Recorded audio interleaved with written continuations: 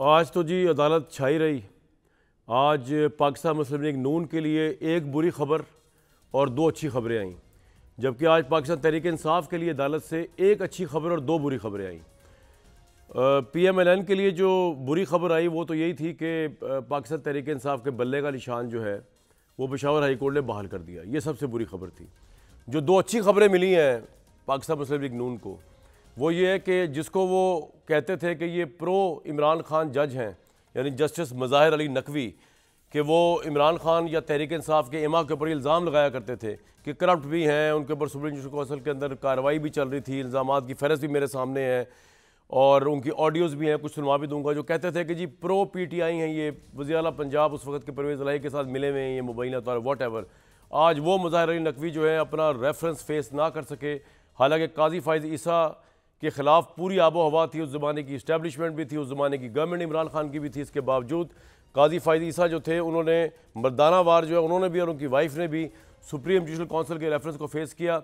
मज़ाहिर अली नकवी जो है, justice Mazahir Ali Naqvi retired Mustafi हो गए अब तो, वो नहीं फेस कर सके, दबाव फेस नहीं कर सके, अपना केस नहीं लड़ सके, उन्होंने रिज़ाइन कर दिया। तो एक PMLN के लिए खुशी की खबर ऑब्वियसली कि मज़ाहिर अली नकवी से उनका जो मामला चल रहा था वो ख़त्म हुआ।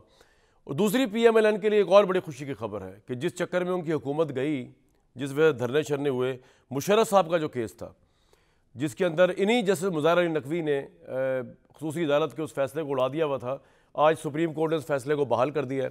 और ख़ुसूसी अदालत का फ़ैसला जो नवाज़ शरीफ साहब ने बीइंग अ प्राइम मिनिस्टर अपनी कैबिनेट से अप्रूवल लेके ये केस शुरू किया मुशर्रफ साहब के ऊपर, और जिसकी वजह से बहुत से लोग समझते हैं कि उनकी गवर्नमेंट भी गई। आज PMLN के लिए बड़ी खुशी की खबर है कि वो फ़ैसला जो है बहाल हो गया है।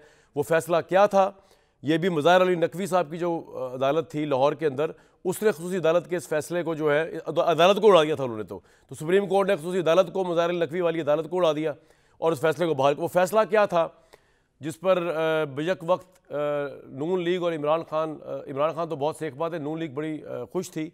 वो ये था कि 17 दिसंबर 2020 को पेशावर हाई कोर्ट के चीफ जस्टिस वकार अहमद सेठ की सरबराही में बनने वाले ख़ुसूसी अदालत के 3 रुकनी बेंच ने परवेज़ मुशर्रफ साहब को, ये साहब तो मैं साथ लगा रहा हूँ, उन्होंने तो खैर नहीं लगाया होगा, को आइन शिकनी और संगीन गद्दारी का मुजरिम करार देते हुए सज़ाए मौत देने का फैसला सुनाया। बेंच में मौजूद 2 जजेस यानी जस्टिस सेठ वकार शाहिद करीम ने परवेज़ मुशर्रफ साहब को आइन शिकनी और संगीन गद्दारी का मुजरिम करार दिया, जबकि जस्टिस नज़र इकबाल ने फैसले इख्तलाफ करते हुए कहा कि इस्तग़ाज़ा अपना केस साबित करने में नाकाम रहा है।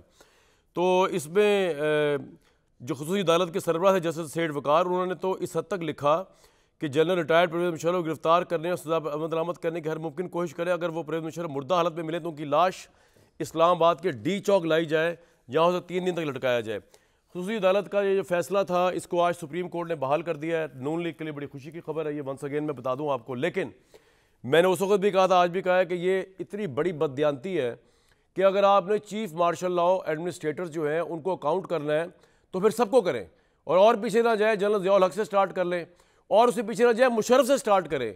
जनरल परवेज़ मुशर्रफ 99 के अंदर जो तख्ता पलटाया वो बड़ा जुर्म था, या ये 3 नवंबर का जुर्म जिसके ऊपर फांसी की सज़ा उनकी बहाल की गई वो बड़ा जुर्म है।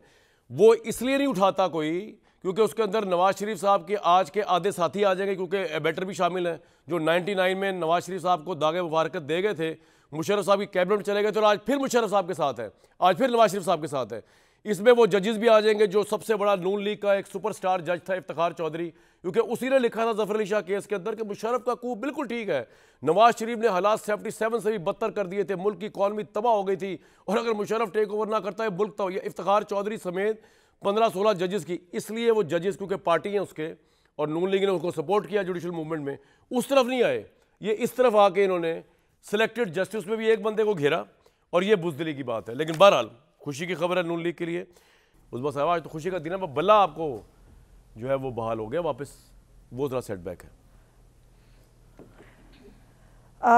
शुक्रिया कामरान। जहाँ तक बल्ले की बात है तो कहानी अभी बाकी है, और अब ये बल्ला जो है ये इसका चांद कितनी जगहों पर नज़र आएगा ये देखने की बात है।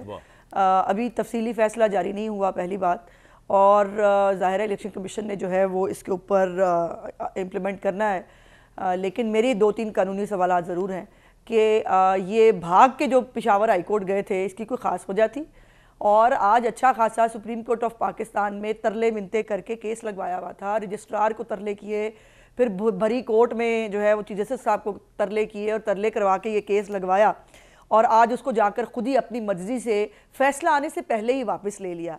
तो ये बहुत ज़्यादा हसीन इत्तफाकात हैं जो हुए पेशावर के अंदर।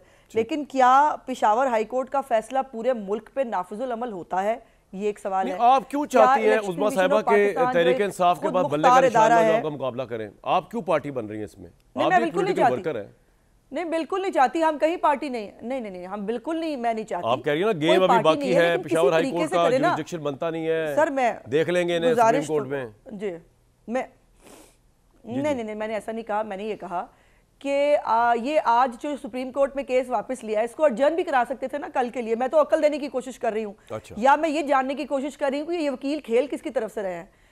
आज जो सुप्रीम कोर्ट के अंदर सुप्रीम कोर्ट को फैसला देती कामरान साहब, तो जाहिर है वो बाइंडिंग भी होता, उसको जो है वो पूरे मुल्क पे नाफिजुल अमल भी होता। अब तो ये आप कह रही हैं कि ये पूरे मुल्क पे नाफिजुल अमल नहीं है, उस्मा साहिबा आप ये कह रही हैं? आपकी ये नहीं हो सकता।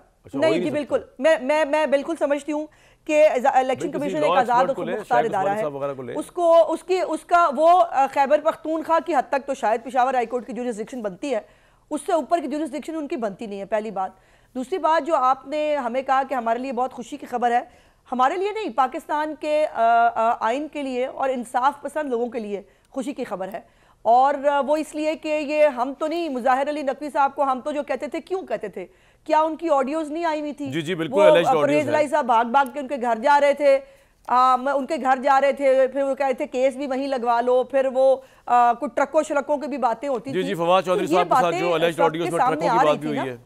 और एग्जैक्टली मैं जरा एक ऑडियो सुनवा दूं, एक मिनट, मैं जरा उस्मा साहिबा एक ऑडियो सुनवा दूं भैया। अगर चौथी वाली ऑडियो जो है, जो मुबैना तौर पर फवाद चौधरी साहब की और उनके भाई की ऑडियो है, जो दूसरे फैसल साहब है, हम पहले वो अगर सुनवा दें, जो नकवी साहब के हवाले से बात की जा रही, बड़ी डेरोगेटरी है कि सुप्रीम कोर्ट के एक जज के मुतालिक इस तरह की गुफ्तगू हो रही है। सुनवाएं जी। दूसरा अपना मुजाहिर साहब मुझे करा ना, उन्होंने जरा मिल लो उनको जो हाल है पूरा तरह खड़ा है, दसो जाती तजवीज ये है कि ये करके ना तारड़ से 3-4 करा के ना इस्तफा से इन्हों से 228,000 ताकि इन्होंने प्रेशर से मैं सुबह करना ना सुबह इन्होंने पूछ कर पाकिस्तान तहरीक इंसाफ के साबिक वज़ी आला परवेज़ इलाही जब वज़ी आला थे उस वक़्त, और आबिद ज़ुबैरी साहब की मुबैना ऑडियो वो भी सुनवा दें ज़रा, क्या कहा जा रहा है मुज़ाहिर नकवी साहब के हवाले से।